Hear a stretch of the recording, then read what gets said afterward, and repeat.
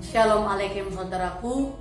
Pertemuan kali ini masih melanjutkan topik pembahasan kita tentang serial akhir zaman.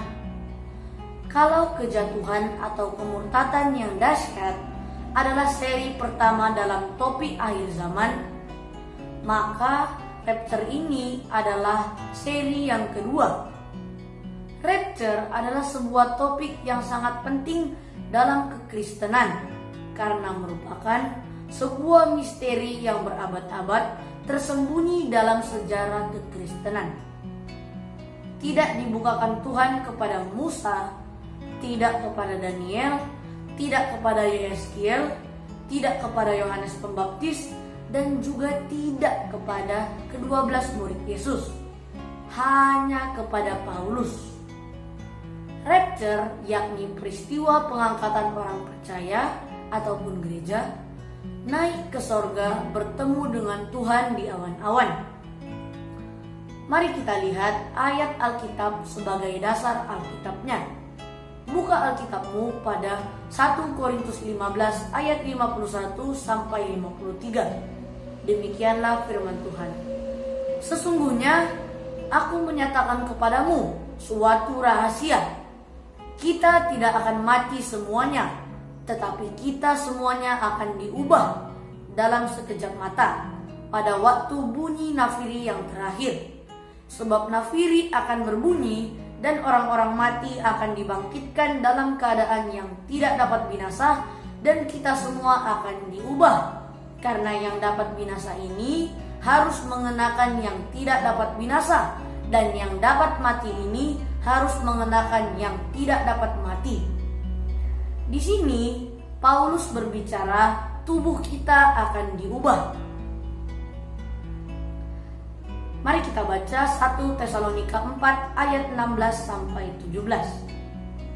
Sebab pada waktu tanda diberi, yaitu pada waktu penghulu malaikat berseru dan sangkakala Allah berbunyi, maka Tuhan sendiri akan turun dari sorga, dan mereka yang mati dalam Kristus akan lebih dahulu bangkit. Sesudah itu kita yang hidup, yang masih tinggal, akan diangkat bersama-sama dengan mereka dalam awan menyongsong Tuhan di angkasa. Demikianlah kita akan selama-lamanya bersama-sama dengan Tuhan. Dikatakan di sini kita akan diangkat menyongsong Tuhan di angkasa. Catat ya, jelas dikatakan di angkasa. Kata rapture merupakan bahasa Yunani yang diterjemahkan ke dalam bahasa Inggris sebagai caught up, yakni diangkat pada terjemahan bahasa Indonesianya. Jadi kata rapture mirip dengan kata Trinity atau Tritunggal yang tidak kita temukan dalam Bible, tapi doktrin tentang itu jelas kita lihat. Contohnya pada Matius 28 ayat 19 tentang Tritunggal. Mari kita baca.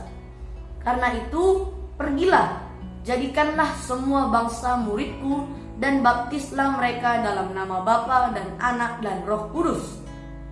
Inilah doktrin tentang Tritunggal. Pertanyaannya, kenapa harus diangkat? Karena Tuhan tidak mau tubuhnya, yakni kita yang percaya ini, masuk ke dalam masa tribulasi atau masa sengsara selama 7 tahun di bumi. Tentang topik tribulasi ini akan saya bahas pada topik selanjutnya. Kita tentu mengingat perkataan malaikat terhadap murid-murid Yesus ketika mereka melihat Yesus terangkat ke sorga. Mari kita baca Kisah Para Rasul 1 ayat 11. Demikianlah firman Tuhan. Dan berkata kepada mereka, hai orang-orang Galilea, mengapakah kamu berdiri melihat ke langit? Yesus ini yang terangkat ke sorga meninggalkan kamu akan datang kembali dengan cara yang sama seperti kamu melihat dia naik ke sorga. Jelas dari ayat ini kita mengetahui bahwa Yesus akan kembali dengan cara yang sama, yakni akan datang di awan-awan. perihal pelayanan Paulus yang memiliki misteri ini, mari kita baca Roma 16 ayat 25. Bagi Dia yang berkuasa menguatkan kamu menurut Injil yang kumasyhurkan dan pemberitaan tentang Yesus Kristus, sesuai dengan pernyataan rahasia yang didiamkan berabad-abad lamanya. Dan juga Efesus 3 ayat 9. Dan untuk menyatakan apa isinya, tugas penyelenggaraan rahasia yang telah berabad-abad tersembunyi dalam Allah yang menciptakan segala sesuatu. Dan yang terakhir Kolose 1 ayat 26, yaitu rahasia yang tersembunyi dari abad ke abad dan dari turunan ke turunan, tetapi yang sekarang dinyatakan kepada orang-orang kudusnya. Jelas di sini hal ini atau rapture memang tersembunyi berabad-abad dan hanya dibukakan Tuhan kepada Paulus. Jadi agar semakin jelas, ada dua jenis kedatangan Tuhan pada akhir zaman, yakni yang pertama adalah pada waktu pengangkatan atau rapture di awan-awan, Yesus sebagai pengantin laki-laki.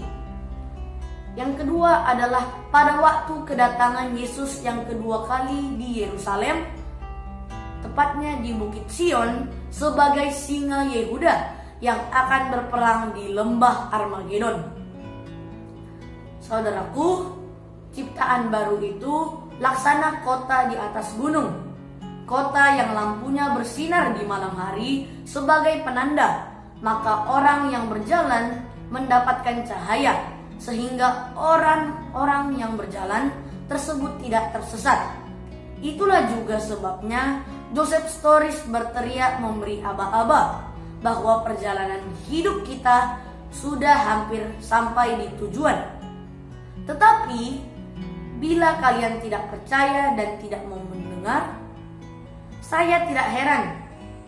Sebab begitu juga waktu Nabi Nuh memperingatkan manusia kala itu bahwa akan ada air bah, namun tak ada yang mendengar.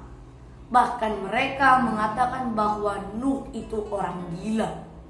Sampai air bah itu datang dan pelan-pelan memangsa manusia itu dari rumah ke rumah. Mereka yang meminta pertolongan dan ingin masuk ke perahu Nuh tidak bisa lagi, sebab pintunya sudah dikunci. Saudaraku, bersiaplah sebelum pintu dikunci. Berkemaslah, kita akan segera boarding.